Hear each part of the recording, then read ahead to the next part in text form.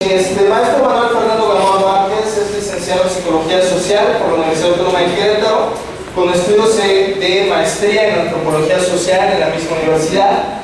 Se ha formado en temas como seminarios de educación internacional, estrategias y experiencias institucionales de innovación y calidad educativa en la perspectiva de la internacionalización, impartido por la Universidad Autónoma de Querétaro y la Universidad de Alcalá de Henares. El seminario de Psicología Política, realizado en la Facultad de Psicología de la UAC, diplomado en Procuración de Fondos, impartido por el Colegio de Postgraduados Campus Puebla, y actualmente hasta el 2014 secretario administrativo de la Facultad de Psicología de la UAC.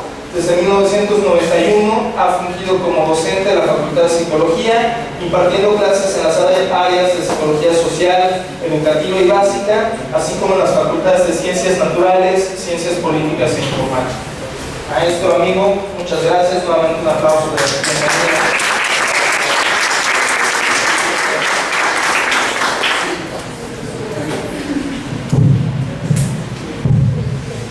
Gracias, buenas tardes a todos y a todas.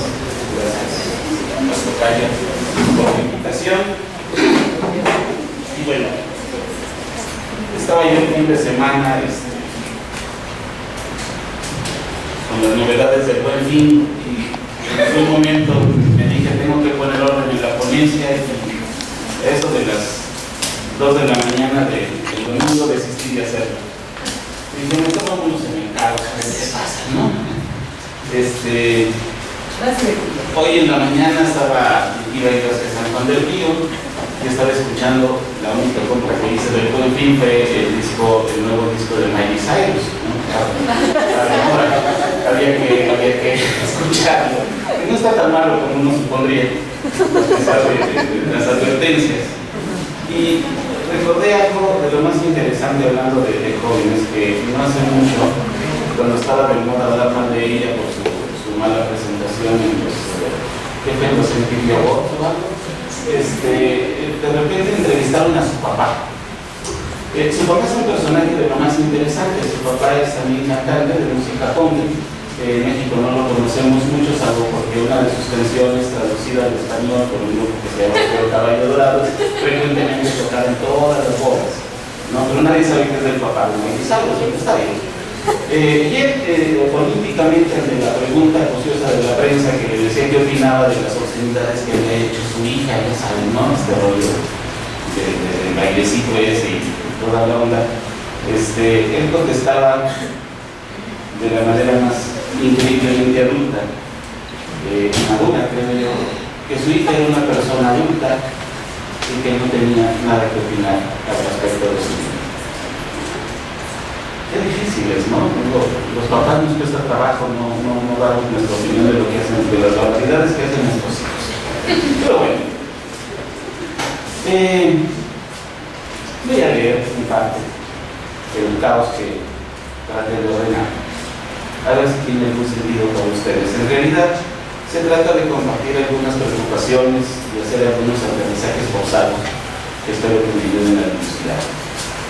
Interpretar el mundo contemporáneo es una tarea difícil, incluso para quienes hace un rato que pasamos ya de edad joven y que nos resistimos a aceptar nuestra condición de madurez, tratando de mantenernos siempre jóvenes.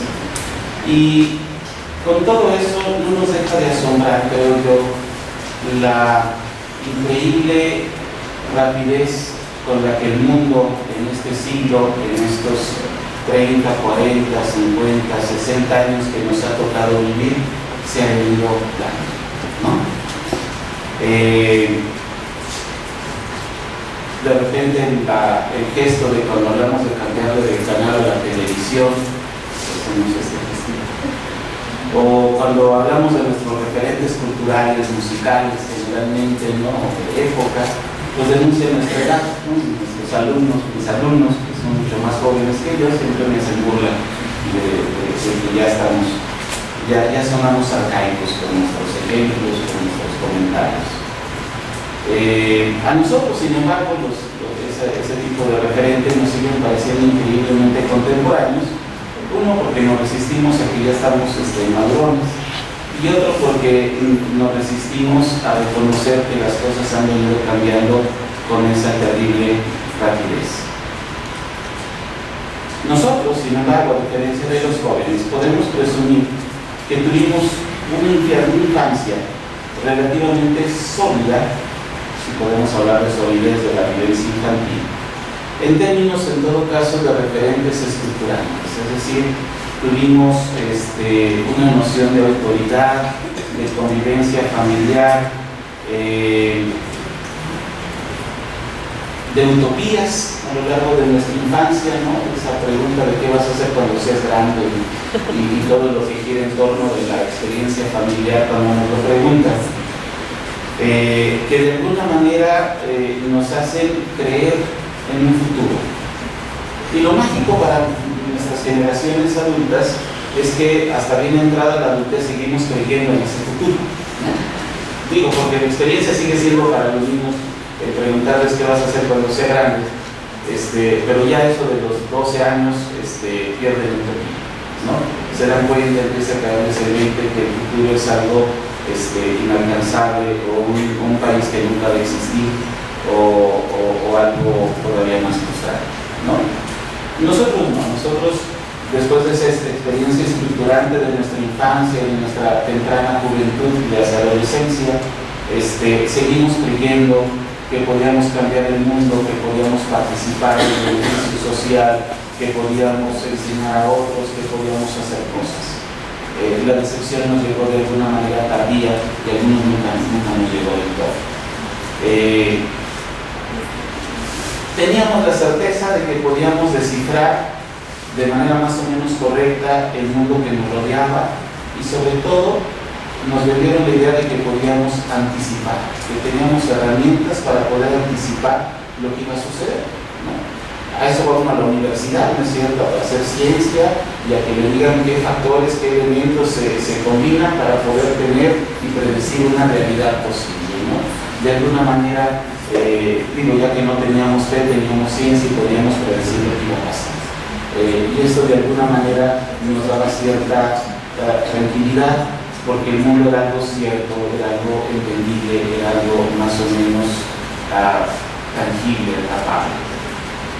El siglo XX, con todo eso, si vemos en perspectiva lo que pasó en el siglo XX, si algo le caracterizó fue la increíble rapidez con que pasaron las cosas, ¿no?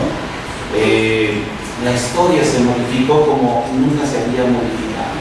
Inventamos hasta algo que se llamaban guerras mundiales, que no habían sucedido antes en la humanidad, y tuvimos dos guerras mundiales. También tuvimos una guerra fría, que fue así como desayunos en frío, ¿no? Una guerra fría que aterrorizó buena parte de la primera, del inter, ¿no?, del siglo, y tuvimos algunas guerras muy calientes con mucha significancia social, Vietnam, Corea, Irán, Irak, ¿no? Que de alguna manera significaban y marcaron épocas en nuestra juventud, o un poquito más para acá incluso, ¿no? Pasamos del impacto de las tecnologías, no sé, la proliferación, la masificación del uso del automóvil, las tecnologías a base de gasolina, diésel, hasta llegar a las tecnologías electrónicas, hoy la cibertecnología o las nanotecnologías, que para algunos de mi generación empiezan cada vez a ser más incomprensibles.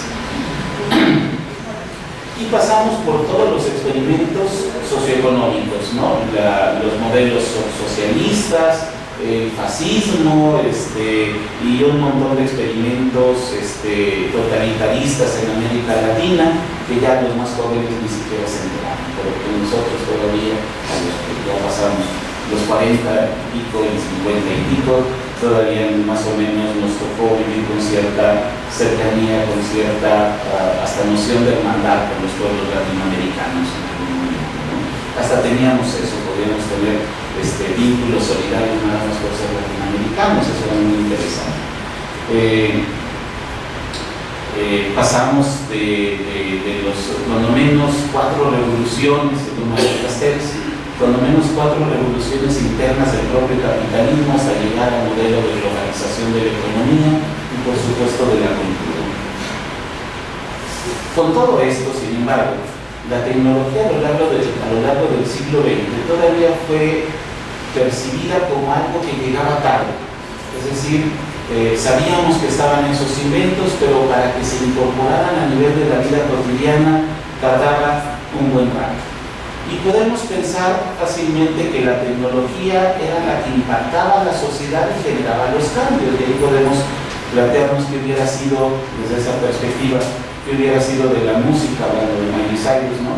Que hubiera sido de la música, la industria musical y por supuesto los movimientos juveniles vinculados a la música, si al señor Alba Edison no se le hubiese ocurrido inventar el fonógrafo, ¿no? O los electrodomésticos en los años 40, 50, ¿qué impacto pudieron haber tenido en la construcción de una idea diferente de la feminidad, en las cuestiones de género, ¿no? El acceso al ocio, el acceso a la posibilidad de pensar y de exigir y de empoderarse de la mujer, ¿no? Que empieza más o menos en esa época.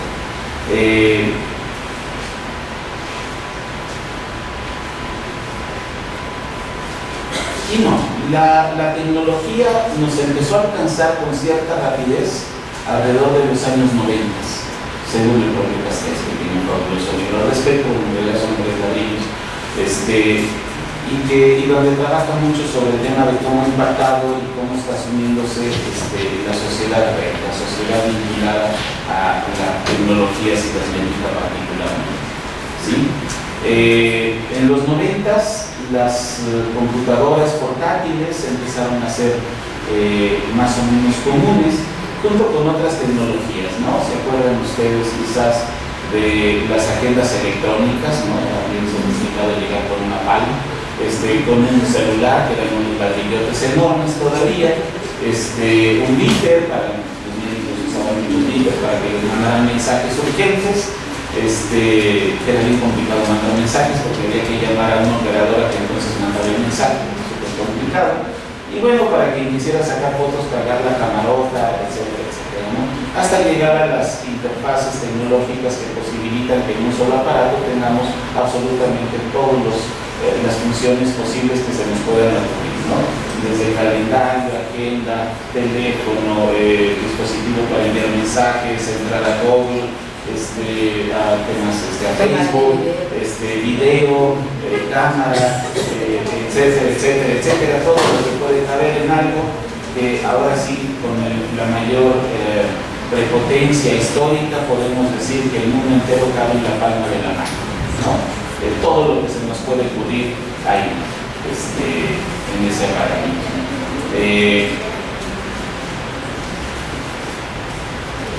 El desarrollo tecnológico, sin embargo, aparece como una metáfora del cambio.